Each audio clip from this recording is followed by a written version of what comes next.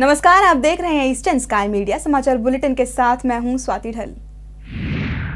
ईटानगर स्थित golden jubilee banquet hall में सोमवार को दूसरे राज्य स्वास्थ्य मिशन की बैठक का आयोजन किया गया।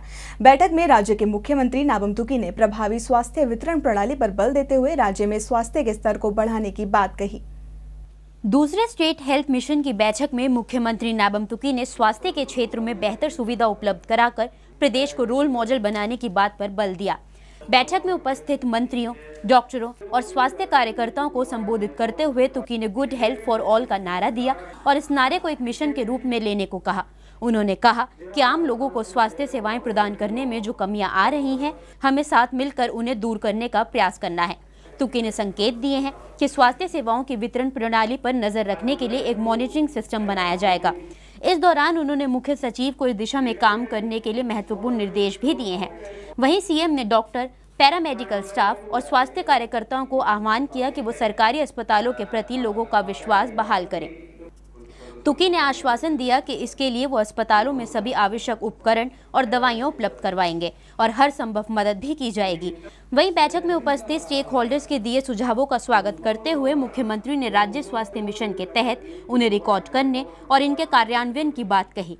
इस अवसर पर राज्य के स्वास्थ्य मंत्री राजेश ताचू ने राज्य सरकार से स्वास्थ्य क्षेत्र पर जोर देने की अपील की और स्वास्थ्य क्षेत्र की विभिन्न चुनौतियों के बारे में जानकारी देते हुए उनके तुरंत निपटारे का आग्रह किया। वहीं इस दौरान एनएचएम के डायरेक्टर पीएन थुंगोन ने भी मिशन की उपलब्धियों और चुनौतियों की संक्षिप्त जानकारी दी। इस बैठक में गृह मंत्री, संसदीय सचिव, मुख्य सचिव, स्वास्थ्य के निदेशक और परिवार कल्याण मंत्रालय के अधिकारी मौजूद थे। अरुणाचल प्रदेश के जुलांग में महिलाएं खुद को असुरक्षित महसूस कर रही हैं। करीब 14 दिन पहले आर्मी के जवानों द्वारा महिलाओं से मारपीट का मामला सामने आया था, जिसके बाद से ही इलाके की महिलाओं में दहशत का माहौल है। जुलांग में 14 दिन पहले हुई घटना का असर अभी भी देखा जा रहा है। दरअसल 6 अप्रैल को जुलांग में आर्मी के जवानों द्वारा मारपीट का मामला सामने आया था, जिसके बाद से ही इलाके की महिलाएं सहमी हुई हैं। हाल ही में स्पीकर नाबम रेबिया, प्रचंड संसदीय सचिव मामा नातुंग और पापुम पारे के एसपी ने 6 अप्रैल को हुई घटना की पीड़िता से मुलाकात की। ईस्टर्न स्काई मीडिया से बात करते हुए 50 साल की पीड़िता ने बताया कि उस दिन 2 युवकों ने घर में घुसकर उनसे मारपीट की थी। ये टीवी रूम में हम टीवी देख के ना, तो करेक्ट 10 बजे में हम सो गया, रूम में जाके सो गया। सोने का बाद ये मेरा रूम में घर में तो 2 आर्मी आके ना पूरा दरवाजा को पूरा तोड़ा तोड़ी करके डायरेक्ट मेरा रूम में आ गया। मेरा रूम में आके ये हम तो डर लग गया ना, हम सो के दरवाजा जो पूरा आवाज़ हो रहा है तो हम पूरा हमको जगा दिया दरवाजा जो, तो हम उठ के कौन आ रहा है बोल के लाइट टॉर्च मारा है ना, टॉर्च मारा है, कौन आ रहा है बोल के हम ऐसे पूछा है, जवाब नहीं है। तो डायरेक्ट आके मेरा ये कोर्ट में लाइट मार के पूरा देख रहा है, साथ में कौन सोया है ऐसे पूछा है। हम तो जवाब दिया है मेरा बेटी सो रहा है ऐसे जवाब दिया, हम जोर जोर के जवाब दिया है। तो उसका बाद ये लड़का जो पहले आते समय नहीं है, अभी कब आया इसे पूछा है। कारवी लड़का था ना, ये गाड़ी टिकटर का हैंडलमैन जो ना, ऐसे पूछा है। हाँ बोला है मेरा ये जो मेरा भाई है यह रहता है, काम करता है ऐसे बोला है। तो उसका बाद ऐसे बोला है होगा वो तुम अकेला सोता है ना, ऐसे बोल के ये मुचरदानी को हाथ उठा के पूरा टंगा दिया। टंगा के फिर उसका बाद मेरा ये पीस को चूके पूरा मेरा ये को पूरा पकड़ लिया। पकड़ने के बाद हम जोर से चिल्ला दिया, ऐसे मत करो, हम इसे बोला है इसे क्यों करता है बोल के हम पूरा जोर से चिल्ला दिया। उसका बाद नीचे खड़ा करने वाला जो इसे बोला है निकल जाओ बोला है, वापस निकल गया। हम पीछे पीछे निकल गया।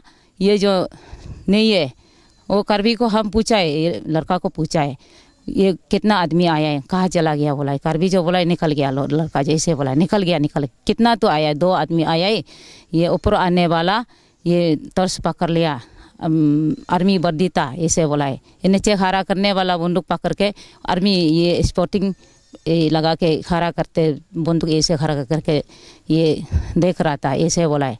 ये लड़का को हम ऐसे पूछ के बोला है। तो हम डर से हम घर में सोने मन नहीं है, हम अकेला, मेरा लड़का लोग नहीं है, हम अकेला डर से फिर आएगा बोल के हम सोच रहा था। तो ज़्यादा नहीं है, ये आते समय में ना 11:30 में आके ऐसे हुआ है।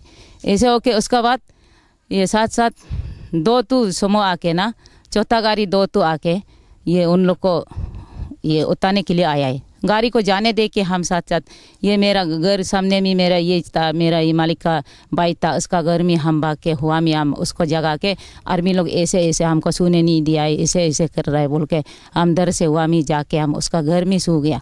सोए उसका बाद स्कूल में था वो 2 समूह आके वो लोग को उतार के ले गया वापस, फिर ले गया।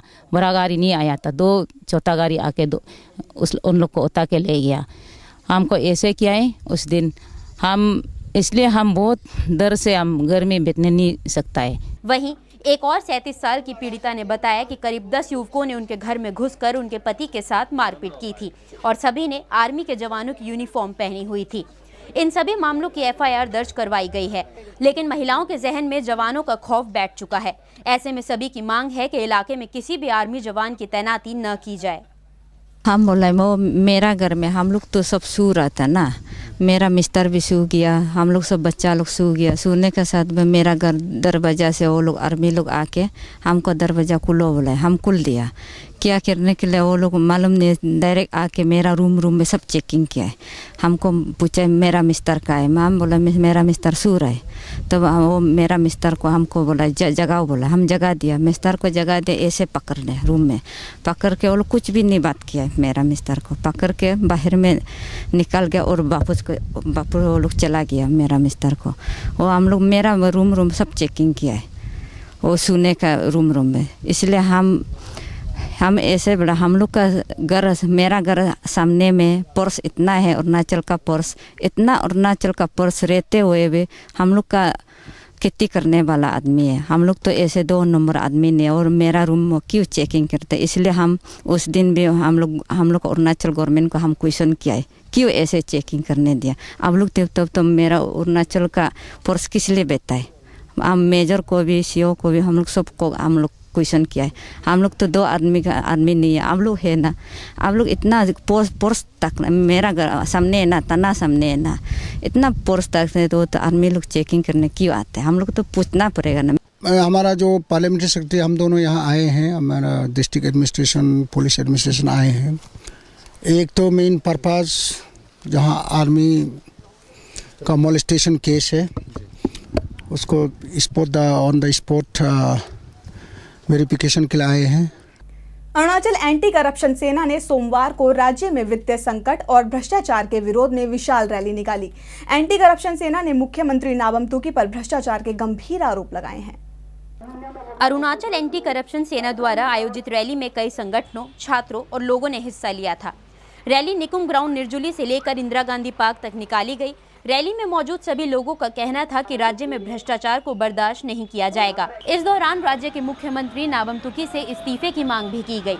लोगों का कहना था कि नैतिकता के आधार पर नाबम तुकी को मुख्यमंत्री पद से इस्तीफा दे देना चाहिए, क्योंकि राज्य में वित्तीय संकट और अराजकता है। साथ ही नेता अपनी शक्ति का दुरुपयोग भी कर रहे हैं। अरुणाचल एंटी करप्शन सेना के महासचिव ST तारा ने राज्य सरकार पर आरोप लगाते हुए कहा कि राज्य सरकार ने 2011 से अब तक करीब 6,900 करोड़ रुपए का गबन किया है।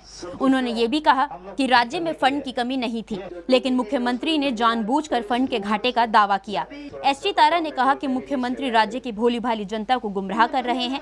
तारा ने कहा कि भ्रष्टाचार के खिलाफ उनका विरोध तब तक खत्म नहीं होगा जब तक राज्य सरकार लोगों के समक्ष सच्चाई नहीं रख देती। गवर्नमेंट ऑफ अरुणाचल जो मिसमैनेजमेंट किया है, तो मिसमैनेजमेंट जो मेन मिसमैनेजमेंट है, वो बोलता है डिफिसिट है। This is not a deficit, this is जानबूझ के डिफिसिट कराया है। तो डिफिसिट उस डिफिसिट को बोलता है जो डेवलपमेंट काम में यूज हो के पैसा नहीं जुड़ा है, उसको डिफिसिट कहता है। ये डिफिसिट नहीं है, मेन डिफिसिट जानबूझ के करप्शन का जरिए 6,911.55 करोड़ डिफिसिट है।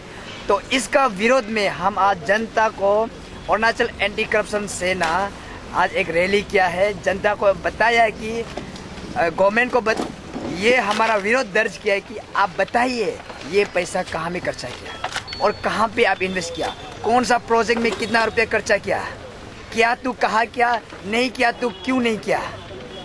और उसका बाद हमारा जितना भी एम्प्लॉयमेंट है सारा अभी तक पेमेंट नहीं मिला है। और जितना भी मेरा माता लोग है जितना भी माँ लोग है, बच्चों के लिए एडमिशन के लिए पैसा नहीं मिल रहा है, रोक के घूम रहा है। तो ये पब्लिक का मिसमैनेजमेंट पैसा को जनता अभी जानना चाहता है मेरा तिजोरी में कितना रुपया है। मणिपुर में बर्ड फ्लू और एवियन इन्फ्लुएंजा का प्रकोप एक बार फिर देखने को मिल रहा है। हालांकि मुस्तैदी दिखाते हुए सोमवार से ही मुर्गियों को मारने का काम शुरू कर दिया गया है। लामफेल पथ के भारतीय कृषि अनुसंधान परिषद पोल्ट्री की 6 बीमार मुर्गियों के नमूनों में एवियन इन्फ्लुएंजा वायरस NH5 के अंश पाए गए हैं। सूचना के अनुसार भोपाल के राष्ट्रीय उच्च सुरक्षा पशु रोग संस्थान ने ICAR की पोल्ट्री इकाई में एवियन इन्फ्लुएंजा होने की पुष्टि की है। वहीं सूचना मिलने के साथ ही मुस्तैदी दिखाते हुए सोमवार से ICAR फार्म पर मुर्गियों को मारने का काम शुरू कर दिया गया है, जो अगले कुछ दिनों तक जारी रहेगा। इसके साथ ही 10 किलोमीटर के दायरे में आसपास के गांवों को भी संक्रमित क्षेत्र घोषित कर दिया गया है। राज्य के मुख्य सचिव ने ये घोषणा भी की है कि पक्षी मालिकों को उचित रूप से मुआवजा दिया जाएगा। पक्षियों को मारने के अलावा बड़ी संख्या में अंडों और खाद्य सामग्री को भी नष्ट किया जाएगा। राज्य सरकार ने अंडों सहित मुर्गियों के आवागमन, परिवहन और बिक्री पर प्रतिबंध लगा दिया है। Actually, it was reported on the 18th evening. Actually, the sample was sent by the ICAR. So they have sent the sample to the Bhopal National Institute of Disease Highly Center. So they have confirmed them there, and they have communicated to me on the evening of this 18th. From there onwards, we know that it was happened in the ICAR complex, Lampher poultry unit. 4 साल पहले नौकरी की तलाश में Kuwait पहुंचे त्रिपुरा के निवासी अब्दुल हामिद की कुवैत में एक सड़क हादसे में मौत हो गई। हामिद के परिवार ने इसके लिए राज्य सरकार को जिम्मेदार ठहराते हुए कहा है कि सूबे की सरकार प्रदेश में उनके बेटे को रोजगार उपलब्ध नहीं करवा पाई और जिसकी वजह से हामिद को कुवैत जाना पड़ा और वहां उसकी मौत हो गई। राज्य में रोजगार उपलब्ध करवाने के बड़े बड़े दावे करने वाली राज्य सरकार अब सवालों के घेरे में है। राज्य सरकार के दावों को कोरा बता रहा है सिपाहीजला जिले में रहने वाला अब्दुल हामिद का परिवार। अब्दुल अब इस दुनिया में नहीं है। वो कुवैत में 4 सालों से नौकरी कर रहा था, लेकिन 15 अप्रैल को एक सड़क हादसे में अब्दुल की मौत हो गई। मृतक का परिवार अब्दुल की मौत के लिए राज्य सरकार को जिम्मेदार ठहरा रहा है। परिवार का आरोप है कि सूबे की सरकार प्रदेश में उनके बेटे को रोजगार उपलब्ध नहीं करवा पाई, जिसकी वजह से अब्दुल को विदेश में जाकर नौकरी करनी पड़ी। अब्दुल अपने परिवार का पेट पालने वाला इकलौता व्यक्ति था और अपने माता पिता की आखिरी आस भी। राज्य सरकार को जिम्मेदार ठहराते हुए पीड़ित परिवार का कहना है कि अगर राज्य सरकार अब्दुल को नौकरी दिलवा देती तो 4 साल पहले अब्दुल कुवैत नहीं जाता और शायद आज उनके परिवार को ये दिन भी न देखना पड़ता। परिजनों का कहना है कि राज्य सरकार अभी भी इस मामले में उदासीन बनी हुई है। उनके परिवार ने स्थानीय नेताओं से मदद की गुहार लगाई थी, लेकिन अनुरोध के बाद भी उनकी कोई फरियाद नहीं सुनी गई। वैसे अकेले त्रिपुरा में ही अब्दुल की ये कहानी नहीं है। ज्यादातर पूर्वोत्तर राज्यों के नौजवान राज्य में नौकरी न मिलने पर अन्य राज्यों या विदेश का रुख कर रहे हैं। ऐसे में इस पलायन को रोकने के लिए राज्य सरकारों को कोई सकारात्मक पहल करने की जरूरत है। अरुणाचल प्रदेश में पर्यटन विभाग के संसदीय सचिव मामा नातुंग का कहना है कि पापम पारे जिले के अंतर्गत आने वाले तारासो सर्कल में पर्यटन की अपार क्षमता है और इसीलिए इस पर ध्यान केंद्रित करने की जरूरत है। पर्यटन विभाग के संसदीय सचिव मामा नातुंग मंगलवार को स्थानीय विधायक नाबम रेबिया के साथ गेरा लेक और टूरिस्ट लॉन्च में चल रहे निर्माण कार्य का निरीक्षण करने पहुंचे थे। इस दौरान उन्होंने कहा कि तारासो सर्कल में पर्यटन की अपार संभावनाएं हैं। फिलहाल राज्य सरकार गेरा लेक के रेनोवेशन पर ध्यान दे रही है। उन्होंने कहा कि सरकार इसकी बुनियादी सुविधाओं के विकास और सौंदर्यीकरण के लिए हर संभव मदद करेगी। नातुंग ने कहा कि राज्य सरकार ने पर्यटन से संबंधित सभी विकास कार्य शुरू कर दिए हैं ताकि प्रदेश में पर्यटन के स्तर को बढ़ावा दिया जा सके। हमारा जो स्टेट गवर्नमेंट सबसे पहले हमारा स्टेट में जितना भी जो पोटेंशियल है उसको अधिक से अधिक स्टेट गवर्नमेंट पूरा फोकस करेंगे और उसको एक्सप्लॉइट करेंगे और जितना भी जो हाइडन पोटेंशियल है हमारा स्टेट में उसमें काफ़ी हम लोग उसको हमारा स्टेट गवर्नमेंट ध्यान दे रहा है। और साथ में हमारा जो अभी लास्ट बार जो टूरिस्ट सर्किट था, मेगा टूरिस्ट सर्किट, ये दुईमुख से लेके सगाली पाके केसंग सेपा, तो उसको अभी सेंटर में गवर्नमेंट ने इसको लास्ट बार का जो यूपी गवर्नमेंट ने उसको टूरिस्ट सर्किट का नाम पे जो अप्रूव किया था उसको अभी स्वदेश दर्शन के नाम से अभी वो स्कीम को गवर्नमेंट ऑफ इंडिया वो शुरू कर रहा है। तो वो अंदर में स्वदेश दर्शन की सर्किट के अंदर में हम लोग ये मेगा सर्किट को जितना भी इंफ्रास्ट्रक्चर डेवलप करना है, ये सर्किट पे रेनोवेशन हो, ब्यूटिफिकेशन हो, जो भी हो, इस स्कीम के अंदर हम लोग उसको लाएंगे।